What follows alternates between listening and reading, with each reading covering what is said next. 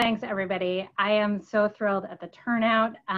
Thank you, Luis. The student board members of Duke's Immigrant and Refugee Project have been phenomenal partners in organizing this series, and I'm grateful to be able to count on the support of so many of my colleagues and students here in bringing these events together. We've had a great response across Duke University and from advocates and scholars nationwide to today's event, so we will be recording that. And I know the folks in our communications department plan to develop additional materials based on today's discussion. We just want you to be aware that the discussion today will be recorded. I could not be more excited to kick off our fall speaker series with this panel of powerful voices for racial justice.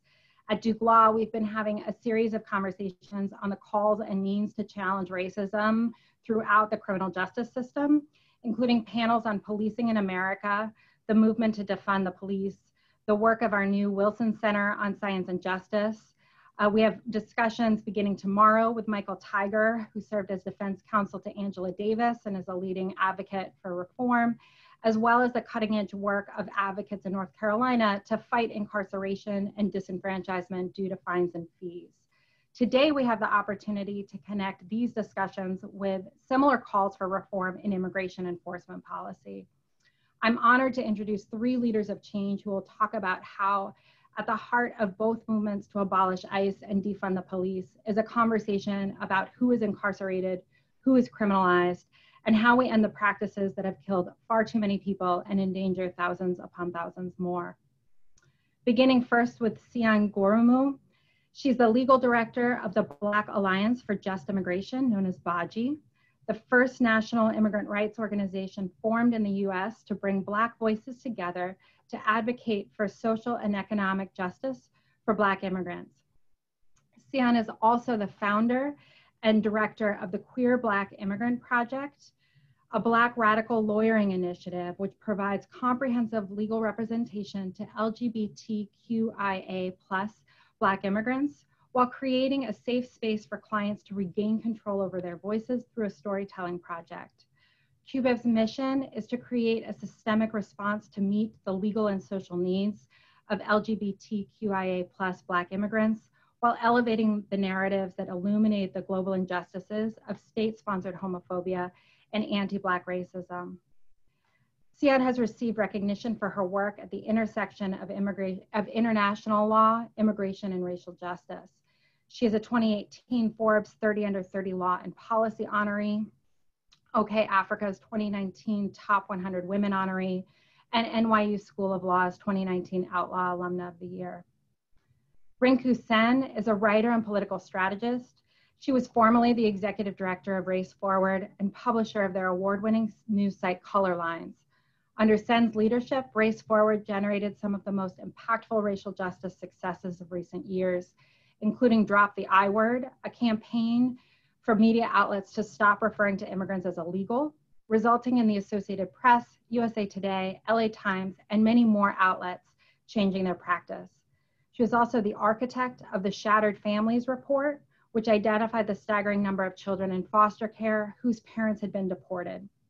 Her book, Stir It Up and the Accidental American, theorize a model of community organizing that integrates a political analysis of race, gender, class, poverty, sexuality, and other systems.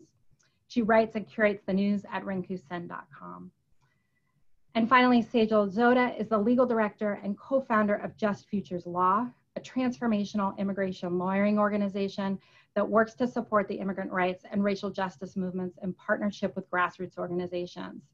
With almost 20 years of experience in immigration, Sejal has litigated and argued several high-impact decisions on behalf of individuals and amicus curiae.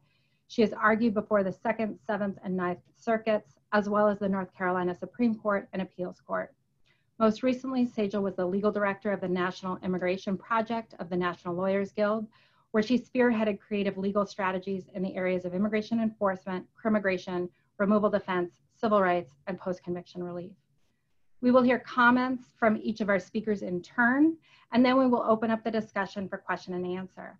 As Luis mentioned, please feel free to submit your questions via the chat function, which will go to him and I directly, and we will collect those and get through as many as possible during our discussion.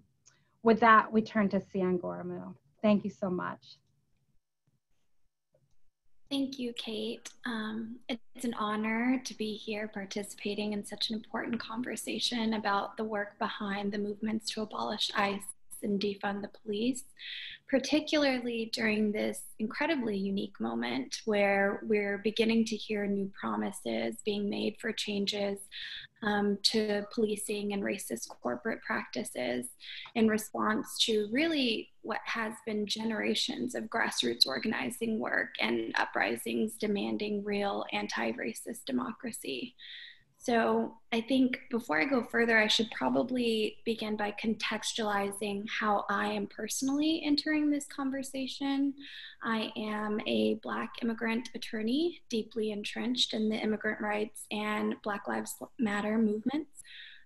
Like many of my clients, my family and I fled our home country because we were targeted by the government due to my family's political affiliations. We were only able to find new life in this country because we were bold enough to imagine a new life where we would be safe from persecution at the hands of the government. And it was not an easy journey, and it was not a simple journey because once we arrived in the US, we found ourselves confronted by widespread anti-Blackness, which we'd never known of before, and a racist immigration system, which were only new battles that we had to develop tools to be able to combat. So as a foreign-born Black activist and an immigrant rights lawyer, I think my practice nurtures and claims my own power in immigrant communities that I was brought up in, and now those are the same communities that I serve.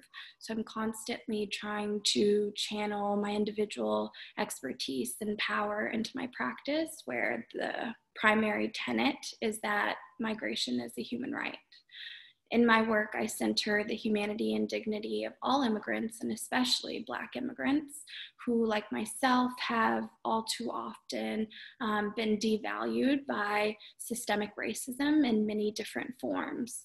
So bringing together my lived experiences in a sub-Saharan African country that tortured and wrongly imprisoned its own people to resettling in the US, which engages in many of the same human rights abuses, it's clear to me why there's an international dimension to the core of the abolitionist movement. Ruth Wilson Gilmore, if you're not familiar with her, she's a brilliant scholar and a teacher about abolitionist movements. She teaches us that the combination of organized violence and organized abandonment has produced so much vulnerability in every single country where inequality is deepest, and creates situations that are ripe for mass incarceration and detention of people, like we see here in the US and many other countries. So in my work at the Black Alliance for Just Immigration, we are constantly striving to highlight the international dimensions of the abolitionist movement while simultaneously working to free Black migrants from cages, both in Mexico and the United States. Similarly, in my role as the founder and executive director of the Queer Black Immigrant Project, we're constantly striving to eliminate those same barriers, but for the specific group of queer and trans Black migrants. So in contrast to liberal legalist practice, I think both Baji and Cupid are what I've labeled Black radical lawyering initiatives that rest on the assumption that no fundamental societal change can come about solely through legal reform. Rather, it's organized, politicized, Black mass activism from below, aimed at revolutionizing an entire system that can achieve the sort of real social change that we seek in order to be liberated as Black people. In both spaces, we're working to sort of reconceptualize what it means to be an attorney by radicalizing lawyering and engaging in really meaningful abolitionist work that looks like many different things at different times. I think we're in a space in 2020 that we just did not imagine we'd be, and we've made more progress than perhaps we imagined we'd make in such a short time. For many people, I think, much less attorneys and students who are on their path to becoming attorneys, abolition can be a very scary word because it means tearing down old systems. But at its core, abolition is about imagination and imagining another way, just like my family and I imagined another way when we left our home country. Ruthie Gilmore teaches us that abolition means so many things to so many people, but if there is one thing that abolition is, it's the presence of life. As opposed to the conditions of organized violence and organized abandonment that we currently live in and that many of us fled seeking refuge from. We fled in our home countries. But in practice, this means that abolition is not merely the absence of prisons and detention facilities, but it's the presence of vital systems that support the well-being of all people. Both Baji and Cubib were aligned with the teachings of Ruthie Gilmore, as well as Angela Davis's group Critical Resistance, which provides us with a three-part holistic framework for abolition, which is dismantle, change, and rebuild. So by dismantle, we mean dismantling oppressive and punitive systems, practices, and tools.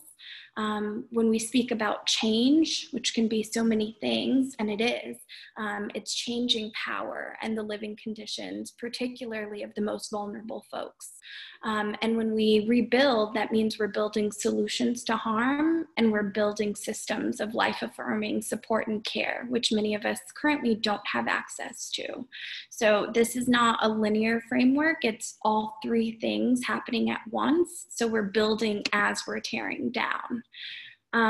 Based on my own personal experiences, including, family members of mine, I understand that people from vulnerable backgrounds whose lives are constantly threatened by structural and sometimes imminent physical violence, which is often Black and brown people, think that the solution to that vulnerability might be more policing. But as a nation, we're beginning to collectively find that to be incorrect. And I think also the history of criminalizing people in this country proves that to be incorrect. I'm sure most of you have a grasp of what policing has looked like for folks in this country, but just very quickly, I will say, because I think it's important to center and affirm, the history of Black folks in this country, but criminalization, and specifically the act of turning Black people into criminals through the US criminal legal system, is rooted in post-slavery America. I think many of us have learned that, if not from Michelle Alexander, then a series of other scholars who've really brought this understanding to mainstream America, right? So after emancipation, there were a series of policies and laws called the Black Codes that were implemented to preserve the system of slavery. And these laws allowed for local authorities to arrest and convict free Black people for minor infractions. Since then, we've seen the criminalization of Black folks in the US be used as a tool throughout the years. To mention a few, there's Jim Crow, the war on drugs, and broken windows policing. To maintain a system of white supremacy, despite the fact that racism is never acknowledged in the creation and enforcement of these laws. So then as we begin to turn our attention to immigrant populations, we find that this same racist policing that incarcerates Black people in America also affects Black immigrants, as well as immigrants of other ethnic backgrounds. Local police are some of the biggest feeders into the detention and deportation systems, and Black immigrants are more likely to be incarcerated by ICE because of racial profiling by local police. And ultimately, more than 75% of Black immigrants are deported because of over-policing and racial profiling in Black communities. More generally, Black immigrants who have any encounter with the local police may be at risk of deportation. At Baji, we've studied very closely how the government's increasing focus on immigrants with criminal records disproportionately impacts Black immigrants, who, as I said before, are more likely than other immigrants of other regions to have criminal convictions, or at least to be identified through interactions with local law enforcement. So as a whole, we see an incredible amount of resources and investment going into criminalizing Black communities, regardless of the crime rates. And when we get more police in our communities, we also experience more deportations. For example, my own community of Brooklyn, we are subject to heavy policing. And that is a community that's made up predominantly of a lot of Black immigrants, although, you know, gentrification is doing its thing and moving us around, but it's still heavily a Black immigrant community. And as a result, we're getting racially profiled more often, ending up in removal proceedings, and ultimately deported at higher rates. Despite all of this, I always try to highlight the work and resistance that I see on the ground that gives me motivation to keep moving, and for organizations like Baji not only to continue doing the work, but to draw in more people so that we're a larger collective of folks fighting against these systems. We see Black immigrants in detention facilities continue to be at the front line of resistance, and subsequently, unfortunately, retaliation in detention for speaking out against the prison and deportation systems. I just want to highlight two quick examples so that we can keep that as a source of energy and inspiration moving forward. In February 2020, when a group of African asylum-seeking women at the Hutto Detention Center in Texas staged a sit-in protest to address medical neglect in the facility, ICE retaliated and transferred them away from their support systems. At Baji, we worked closely with the women in Texas and then continued to utilize our volunteer attorneys to follow many of those Black women to the other detention facilities that they were transferred to, so that we could continue to be a source of support and stand in solidarity with those women. In June 2020, when Black immigrants at the Mesa Verde Detention Center in California led a hunger strike in solidarity with BLM, ICE attempted to undermine their leadership in a false press statement, which had a lot of racist undertones about how the peaceful protest was ultimately organized. For me, as an advocate in this field, I'm inspired and energized by Black immigrants and immigrants of all colors whose experiences, both as victims and resistors to violence at the hands of the state, sort of serve as a living testament of our collective duty to fight for our freedom. And I think that despite the range of attacks that we see, both to our immigration system and the ways in which innocent Black folks are constantly dying at the hands of the police with no sort of accountability or justice at the end of that, we can continue to look to these same individuals as the reason for us to continue this work, and to really fight in solidarity with them and pull in our resources and all of the muster sort of all of the energy that we have to continue fighting for these robust movements, both to abolish ICE and abolish the police. Thank you, Tsion. Appreciate those comments, and I look forward to getting back to all of you with a discussion about how your work influences each other too. With that, I want to turn to Rinku Sen. Thank you so much. That was really inspiring.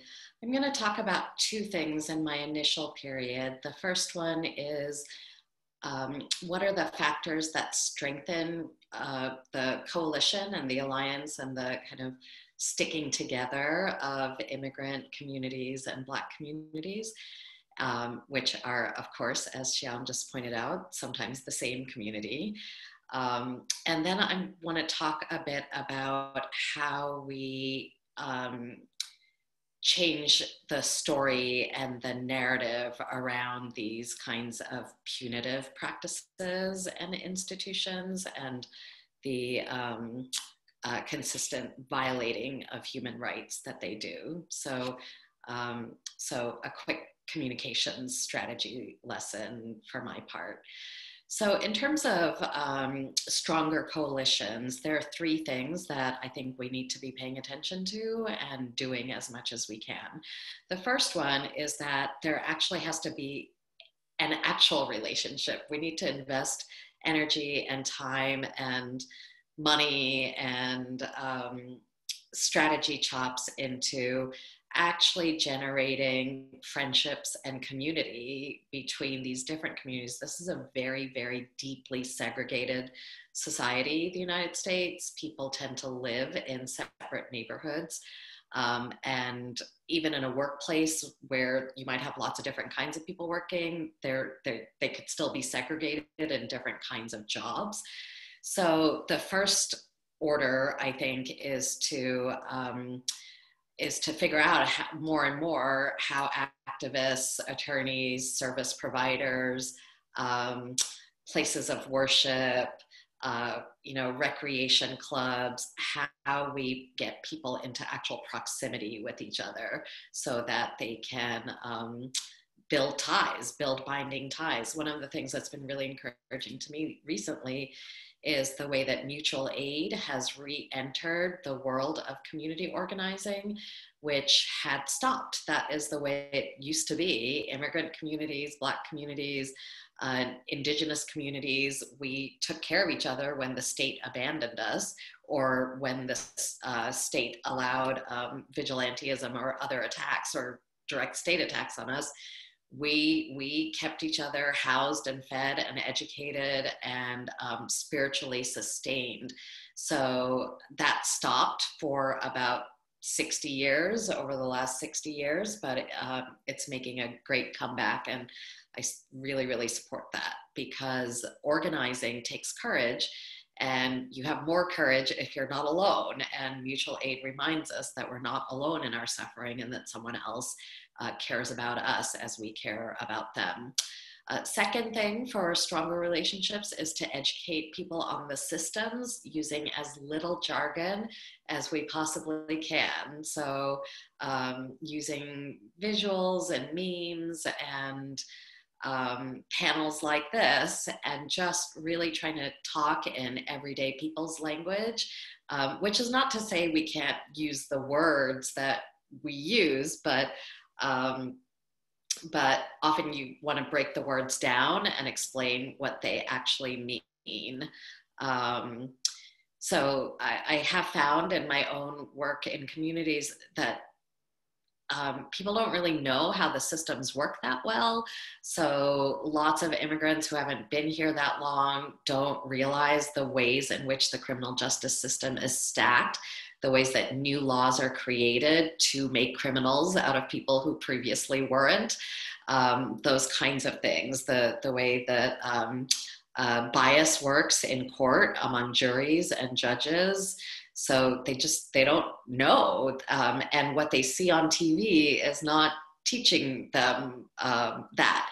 And similarly, I find people who have a stake in ending mass incarceration often don't know anything about deportation rules after convictions and after incarceration. So educating our people. And then the last thing is really figuring out ways to organize together around common issues. So, whether that is in New York, a coalition of police reform organizations that included many immigrant groups just got repealed, 50A, which was the law that protected police officers from having their records be public and shared. So got rid of that, and has been fighting really hard to get ICE out of Rikers Island, which is the holding center jail in New York City. So really just organizing together. A couple of resources. I think one of one encouraging alliances between Southeast Asian groups and Black American organizations. And you can check out the Southeast Asian Freedom Network for their statements on Black Lives Matter and on police reform. There's a great organization in Wisconsin called Freedom Inc., which is a coalition of Black groups and Southeast Asian groups in the state of Wisconsin who do civic education together, fight on local issues, have a food pantry, again, take care of each other in a relationship. And I would also turn you all on to the Solidarity Is podcast, which is designed to bring people of color into closer relationship with each other. All right, so here's the quick and very, very quick and dirty communications strategy lesson. When I am making a plan that I want to result in changing the way people think about something and taking an action based on that shift, then there are three things that I have to figure out. Most of us just think about the message. What's our communications message? The message is the last of those three things. The first thing is I'm going to figure out a frame for my demands, my campaign, my slogans, the people I want to recruit. The frame is always about values. It's usually at a fairly high level, like patriotism or family or justice even. Those are all framing kinds of words and framing language. Frame is your big idea. The next thing I'm going to think about is the narrative. It's the story that's going to fill in the frame. You can think of it exactly like a piece of art. The frame contains the beauty, but the beauty itself is the images or the stories or the films or the memes or the quotes that show people what it means to live into that value and what threatens that value, that collective value. And then the last thing, the very last thing is the message. And the message relates most closely to action. What do I want people to do? And what am I going to say to get them to do it? So a very quick example from the two immigration projects that you mentioned in my bio, when we were putting together Shattered Families at the time we were the Applied Research Center, we the main frame on immigration issues was law and order. The anti-immigrant right had worked very hard for about 20 years to make that the first thing people would think about when they thought of immigrants. We wanted to shift that frame to family unity. So instead of talking about law and order, we're now talking about families and whether they can be together. The narratives they had were always about immigrants breaking the law. Some of them false, like straight lies. The narratives we had were about people fighting to keep their families together. And then the messages they had was end immigration, basically, end legal immigration. Sometimes it was punish illegal immigration, but, over the last 3 years, that line that restrictionists used to draw between legal and undocumented immigrants has really, really blurred, and it's become very clear that they're just about ending the asylum system and the immigration system. So our message was end mass deportations. The only way you're going to prevent these family separations is to stop deporting hundreds of thousands of people every year. So that should give you a little bit of a sense. When we did drop the I word, again, their frame is law and order. Our frame was human dignity. Their narratives were all about law breaking. Our narratives were all about resisting the mischaracterization of our communities and resisting the harm of the I word. Their message was you always have to use the I word, and our message was take it out of the AP style guide. So last thing I want to say on the narratives front is that quite often when I ask people, tell me a story, what they do is give me a description instead. So I'll be working with people on education reform, and I'll say, tell me a story about your kid's school. And what they'll tell me is everything that's wrong in the school. There's no toilet paper in the bathroom stalls. They have textbooks from 1985. There are no computers. So that's all interesting, but it's not going to grab me like a story. It's not going to engage me emotionally unless I'm already there with you. If someone's already with you, you don't have to do all this. But if someone's not totally with you, you really have to do it in order to get them. So stories have to have the elements of stories. They have to have characters. They have to have action. Things have to happen in the story and in the course of the story. They have to have a setting so people can locate themselves in a kind of in a physical sense. And they have to have an idea or a moral of the story. So when we are thinking about how am I going to present myself as a character in a narrative shifting story, for example, I'm going to want to really lift myself as an agent, as a self-determining person, because that's going to inspire other people to fight like I did.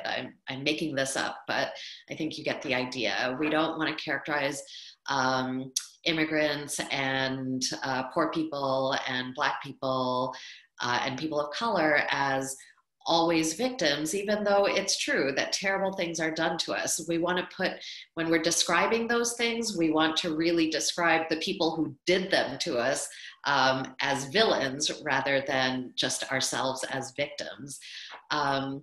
We want to think about what emotion is my story going to evoke? Some emotions are depressing. If I'm really sad, I just want to be in my bed under the covers. I'm not calling anybody. I'm not marching anywhere.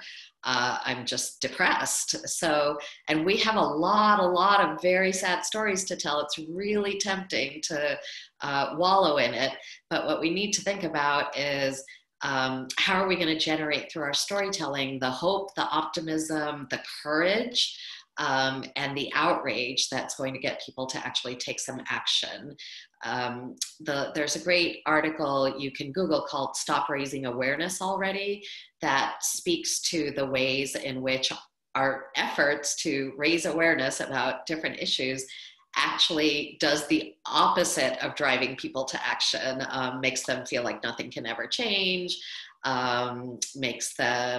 depresses them. There's a whole thread in that article about how suicide awareness campaigns end up causing more suicide because they don't stress the ways you come out of suicidal ideation, for example. Rather, they talk a lot about how depressed people are and how likely suicide is. So that's my quick and dirty thing. You got to think about the frame, the narrative, and the message last. And you want people who are fighting to show up as people who are fighting in narrative shifting communication strategies. Thank you so much, Rinku. And I'm like madly taking notes, getting questions ready, trying to also listen. So I love the many hats that I get to be in right now. And so we'll turn to Sejal and then come back for Q&A. Thank you. Yeah, I feel like Rinku, you need to come do a communications training for my organization.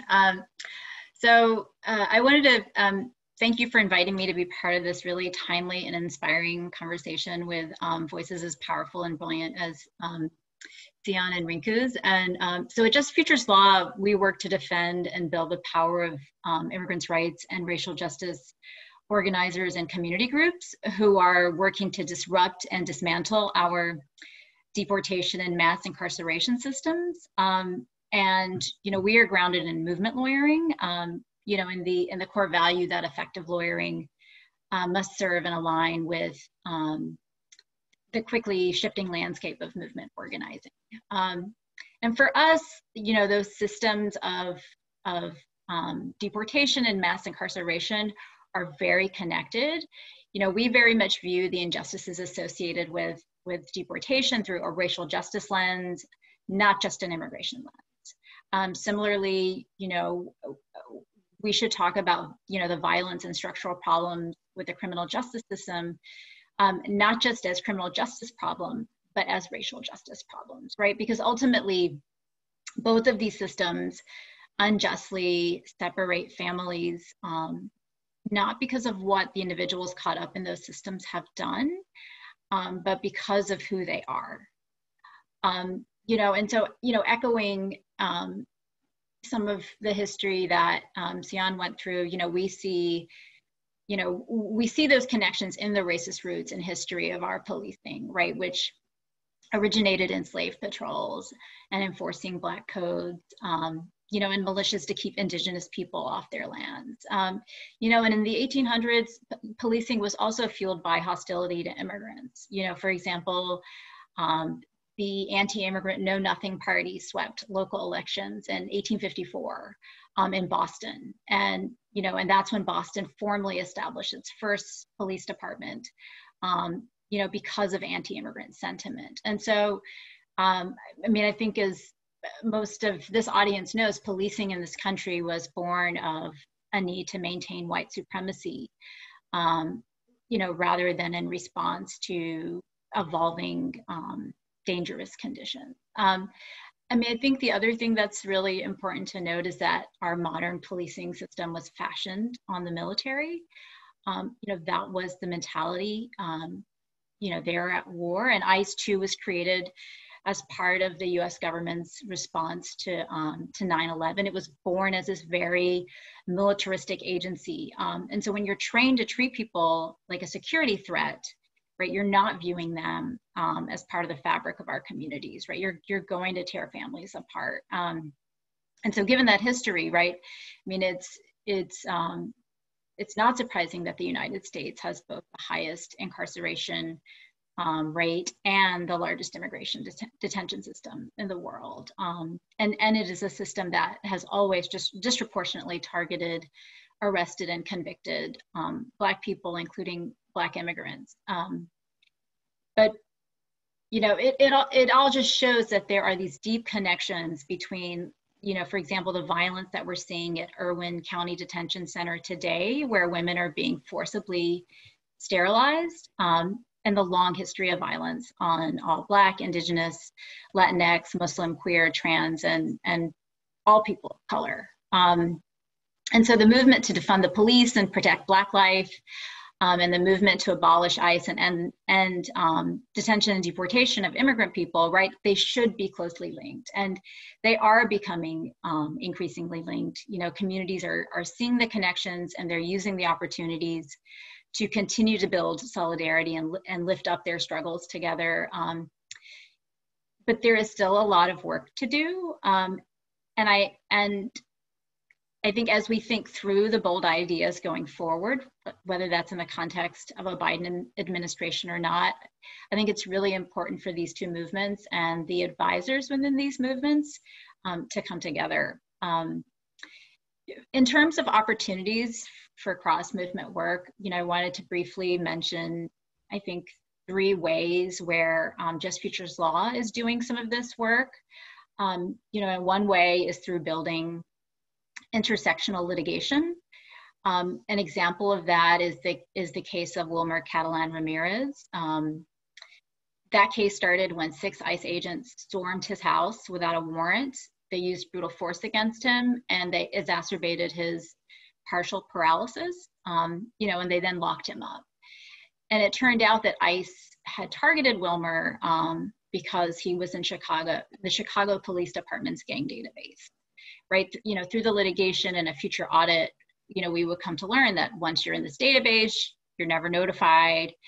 2, there's no way to challenge being in the database. And 3, there's no way to have your name actually removed from the database. We would also come to learn that his name was in the database simply because of where he lived. He lived in a high gang neighborhood. And that's why he had experienced that brutal violence. At Wilmer's request, we worked in partnership with organizing communities against deportations and devising a legal strategy. OCAD, it's a group of undocumented and unafraid organizers who are building a resistance movement against deportation and the criminalization of people of color in the Chicago area. And, you know, Wilmer's case ended up becoming the centerpiece of this ongoing campaign called Erase the Database, and an expanded sanctuary campaign by Latinx and non-immigrant Black-led organizing groups, you know, including Black Youth Project 100, Mi Gente, to dismantle the gang database.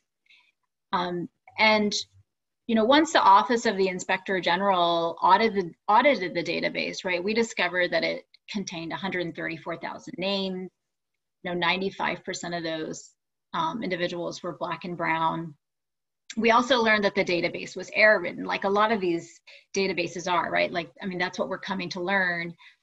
There were people listed as 0 years old. Many people, there was no listed gang affiliation. And despite the fact that the department admitted how error-prone this database was, you know, it turned out it had been accessed more than 1 million times by law enforcement officials, including more than 30,000 times by ICE. And so it really shows you the power of this very inaccurate racist tool and the devastating impact that it has on Black and brown communities. You know, whether that's through immigration enforcement, whether that's through the loss of a job. You know, we eventually settled the case in exchange for securing Wilmer's freedom and getting his name out of the database, but the campaign continued. The case was really just a tactic in the campaign, but the case was important, you know, because it was intersectional. It expanded the sanctuary campaign, and it fueled an emerging racial justice, immigrants' rights narrative, you know, that highlights the connections between biased policing and immigrants' rights. You know, the case, it went on to become a flashpoint in the mayor's election in Chicago, when there were debates around policing, and, you know, and lastly, it helped revitalize and sustain energy in the immigrants' rights groups to preserve Chicago's sanctuary city policy. So, you know, the case had that impact because it was part of a larger campaign, and because it centered, you know, the leadership of and advocacy of Wilmer and the partnering groups. You know, I think that's very important. And, you know, we're in the process now of building other intersectional litigation that is led by both immigrant and non-immigrant Black and brown-led groups, you know, to challenge other types of policing technology. But I think, you know, the broader idea is that there are ways to, you know, showcase how policing techniques target and chill all Black and brown communities, while also providing a space for those groups' individual narratives. And that's really how, you know, many of the groups that we work with, that's really what they want to see, right? They want the fight and the campaign and the litigation to be intersectional. You know, I'll mention two other, I think, opportunities for cross-movement work. You know, and one is ongoing efforts to end collaboration between ICE and local law enforcement. You know, I think while we work to abolish ICE, we have to continue to disrupt its abusive agenda wherever we can. In the criminal justice system, you know, again, this is, you know, echoing some of what Tsion was talking about, the criminal justice system, right? It acts like a funnel into the immigration system. And so whether it's 287G program or secure communities, these programs, they incentivize racial profiling and result in the transfer of people from, you know, the criminal justice system to the immigration system. And so, you know, through advocacy and litigation, we've partnered with other groups to disrupt that collaboration.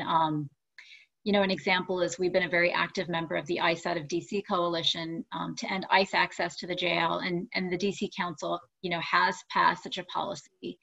In North Carolina, we're members of the HB 370 coalition and have helped to defeat a bill that would have required sheriffs to cage immigrants based on a request from ICE, even though those sheriffs were elected on a platform of ending those practices. And in North Carolina, we're also with a shout out to Kate with the Duke Immigrants' Rights Clinic, where hoping to build additional litigation on this to fight against these efforts. And the last thing I'll note is, there's room for cross-movement work in terms of integrated policy demands. A number of coalitions platforms now include an immigration component. I think there's this, growing awareness that defunding the police includes ICE, right? And that's become all the more transparent now that DHS has been involved in disrupting and surveilling, the uprising in Portland and DC in a non-immigration capacity. And I think a notable example of an integrated platform at the federal level is the Breathe Act, which is a collection of policies proposed by the Movement for Black Lives. It's a visionary bill that, divests taxpayer dollars from discriminatory policing and invests in alternative methods of community safety and the rebuilding of communities, holding law enforcement officers accountable.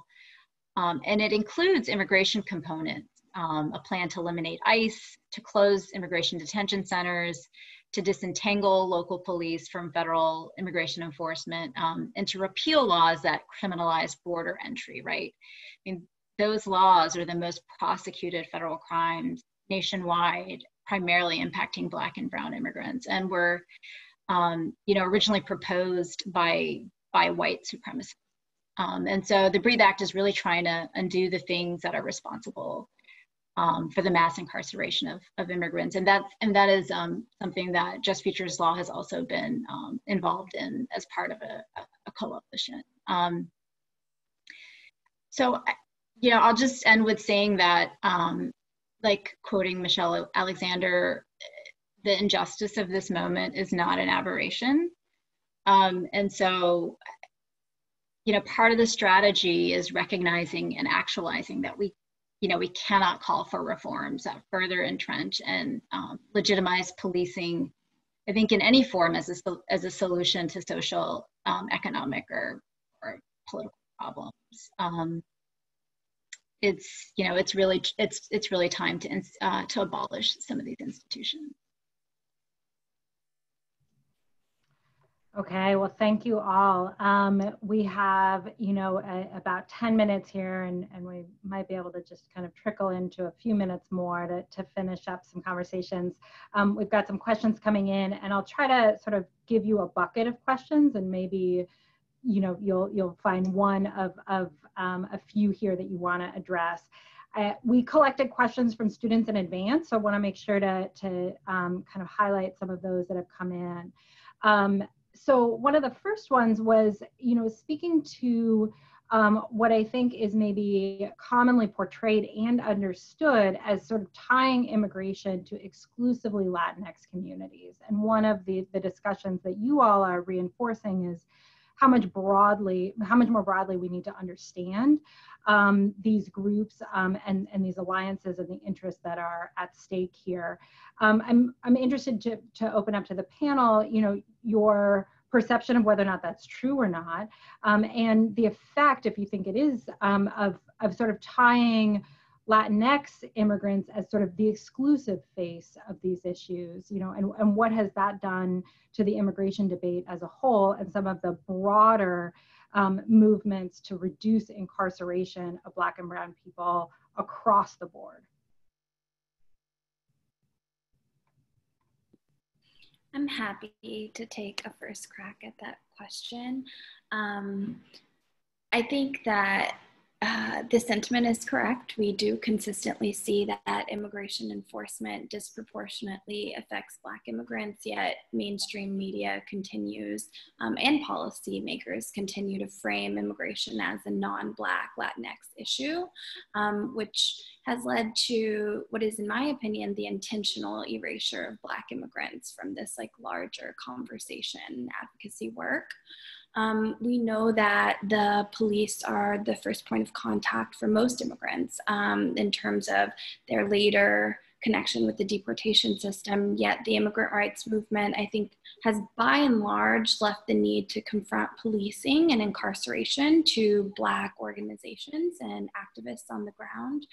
I think that is shifting in this moment where we're now witnessing, you know, a shift in language and ideology around policing in this country.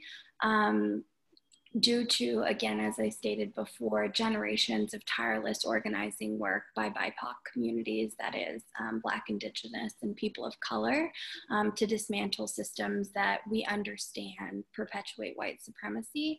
So I think that it's really critical in this moment for immigrant rights activists to sort of share the collective responsibility of confronting policing and incarceration as a starting point. And I definitely see that happening really rapidly. Organizations are shifting their mission statements, their vision.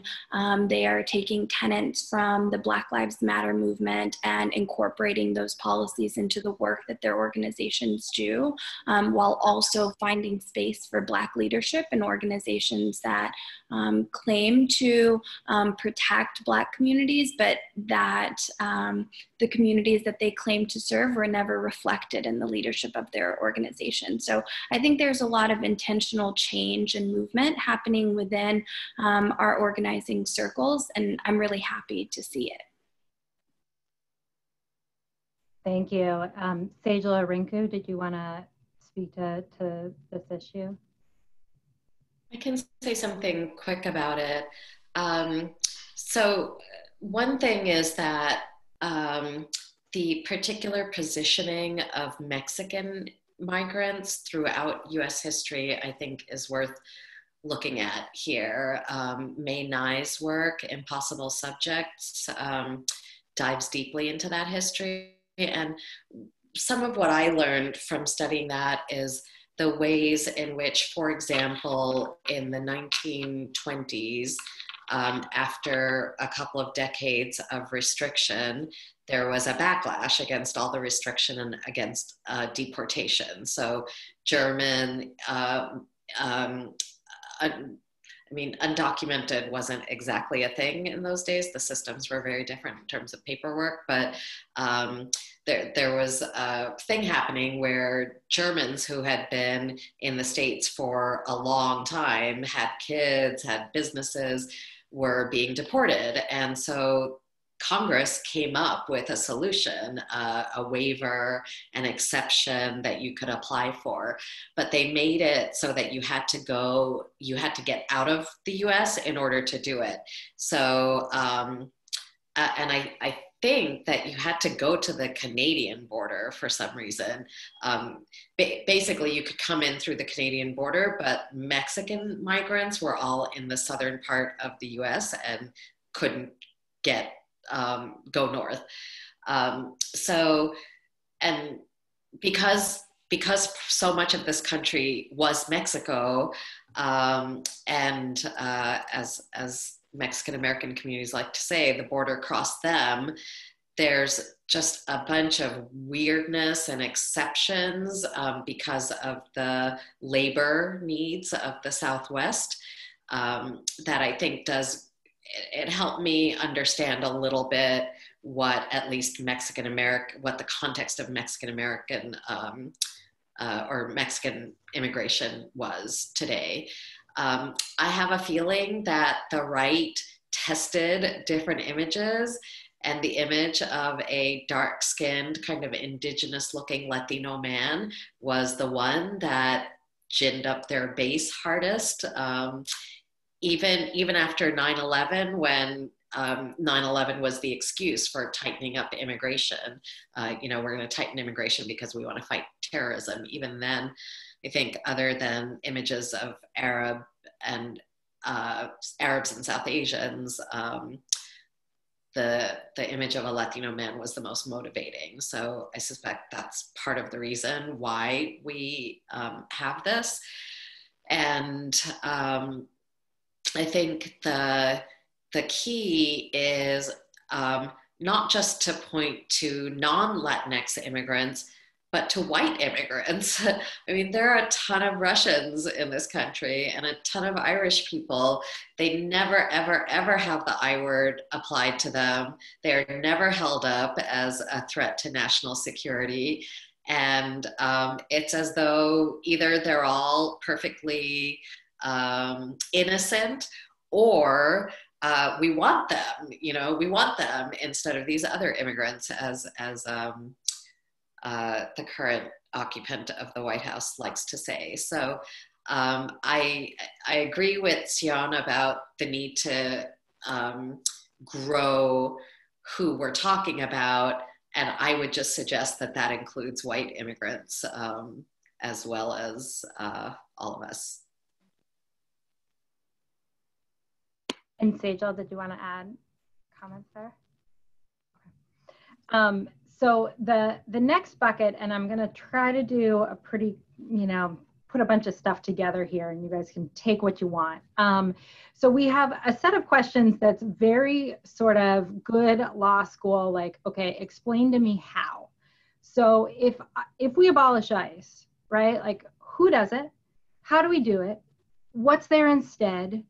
What are sort of those, what's on the flip side, of that movement? And I think, Tsion, you spoke to sort of doing many things at once in these calls for change.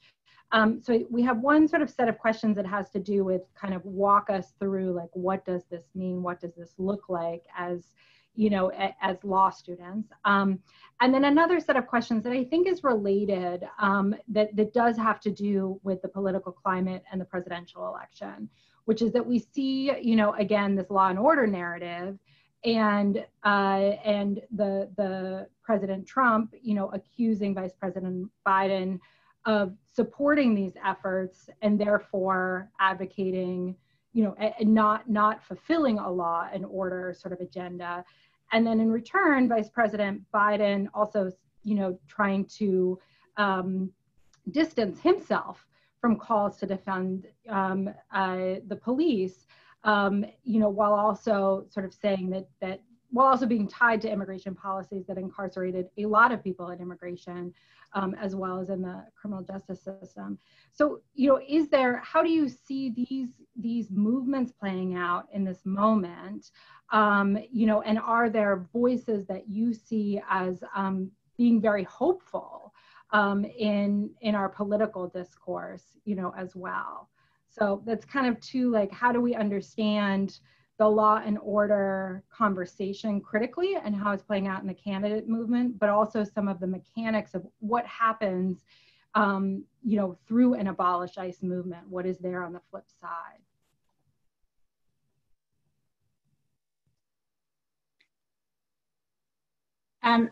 I can talk a little bit about the first question, Kate, and others, can add comments. I think, like, just in terms of the mechanics, I think that Congress holds the purse strings, right? And they could simply stop funding ICE, or they could pass affirmative legislation to abolish the agency. I mean, I think ideally that would be part of something much broader, like the Breathe Act, which proposes the elimination of ICE, but also ends a requirement of mandatory detention, ends local involvement in immigration enforcement, ends the laws of, prosecuting border entry. Because even if we abolish ICE, and as long as we have those laws on the books, they're there.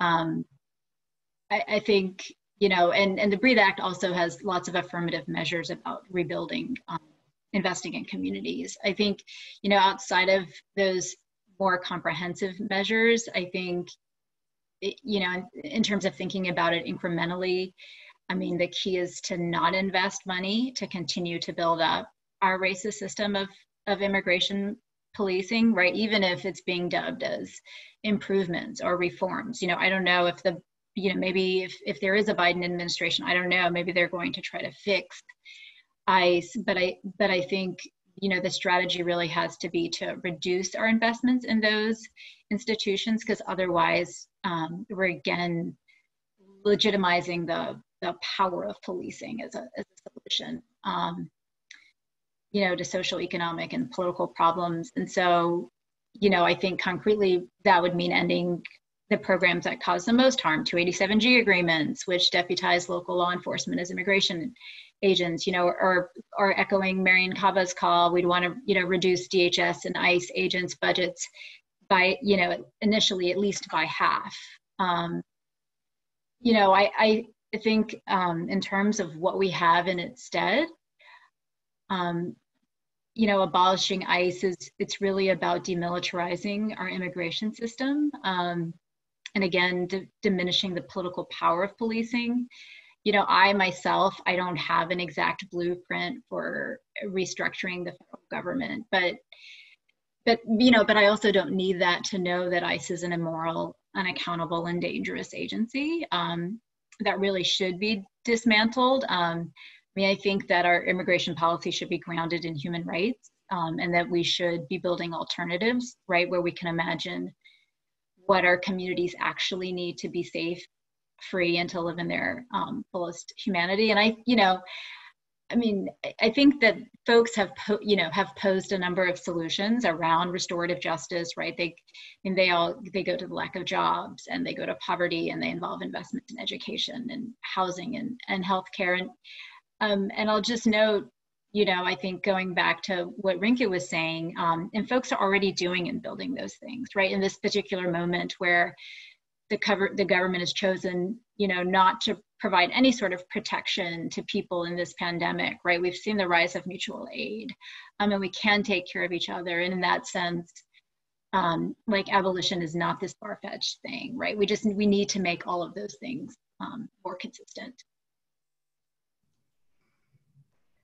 Thank you. Did either of you, Sienna and Rinku, want to? The only thing I want to say is a really important lesson I didn't mention in my communications overview is that you don't want to be repeating the opposition's messages in any form. So if they're saying law and order, you don't want to say law and order at all. You want to talk about safe communities, or redistribution of resources, or bringing honor back to the immigration system, or demilitarizing immigration.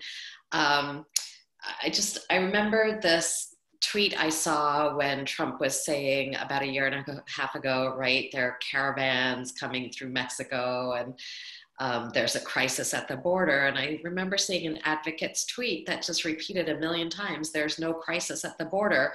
All I can think about after that is crisis at the border. So it's really tempting, especially I think for lawyers, actually, because you're trained to directly address arguments and to be straightforward about it. And I'm grateful that you do it, but from a communication standpoint, the more you repeat the other frame, even to dislodge it, the harder it's going to stick. So, and that takes some rigor, because it's really automatic. You know, they say law and order, we say Joe Biden's not for defunding the police. Like, we just repeated their assertion.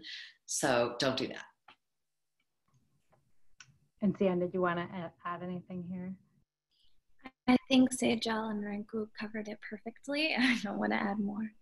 Okay, so a final question to sort of go out here, and I want to make sure for recording purposes we get your thoughts on this. You know, we have questions from student groups and then coming in from audience members too. What can law students, young lawyers do? You know, we're hearing your conversations about the role of mass mobilization, movement lawyering, you know, some of the shortcomings of traditional legal strategies. So what do you see as effective forms of action to support these movements, and specifically for lawyers and law students?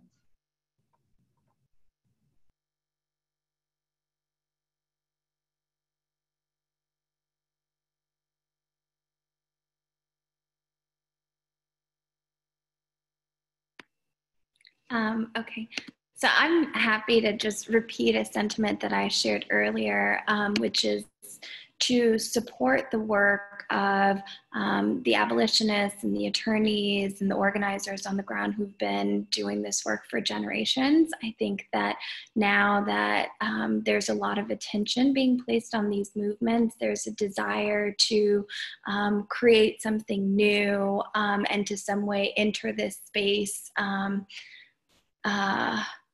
in a way that perhaps co-ops or downplays the work that's really been invested in these movements for so long, specifically the work of like Black women, femmes, LGBT folks. And so we've seen that happen time and again with minority created movements. And so it's just a bit of a cautionary tale against what Charles Blow calls cosplaying consciousness, and making sure that you're not sort of just immersing yourself in the issues of the moment, but really taking the education and knowledge that folks who have been doing this work for so long have to offer, and finding a way to complement what is happening now, and finding new opportunities for collaboration and working across movements, as all of us spoke to throughout the panel. I think that's really a valuable way to contribute to what's taking place now.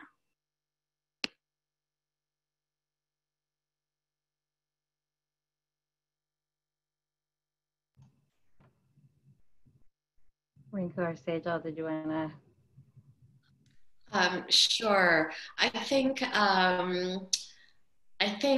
just be in really close relationship with organizers, make friends, and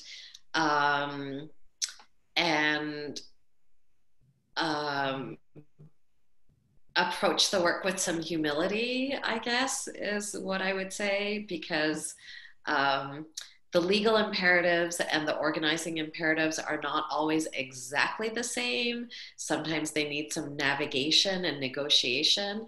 And it's not true that the legal strategy is always going to be better than the organizing strategy. Ideally, you want them to hit different aspects of the problem, but they need to work together closely, and it can't be like the lawyers win all the strategy fights. And Sejal, did you want to add anything? I know you're very conscious of that too.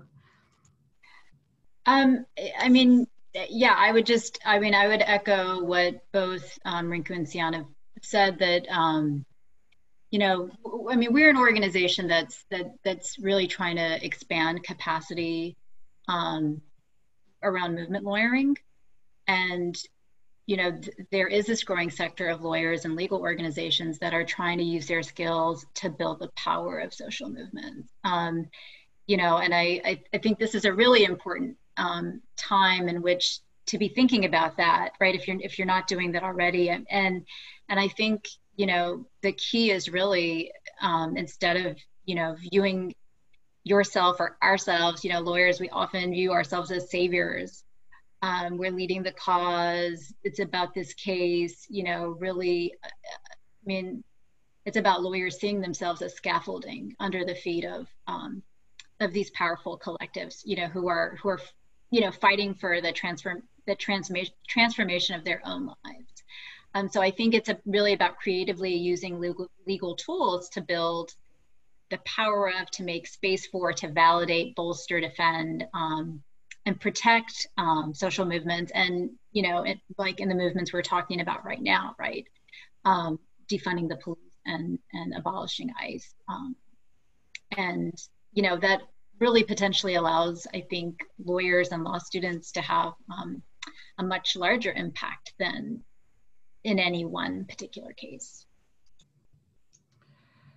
Well, thank you all. Thanks for staying a few minutes here to allow me to ask some of the questions that have come to us, and thank you for pushing me personally in thinking about the ways that we as a clinic, me as an instructor, can be doing this work and thinking of our roles differently and more broadly, and hopefully, more effectively for these leading movements. I'm really honored to have you with us and to have you speak to so many folks here.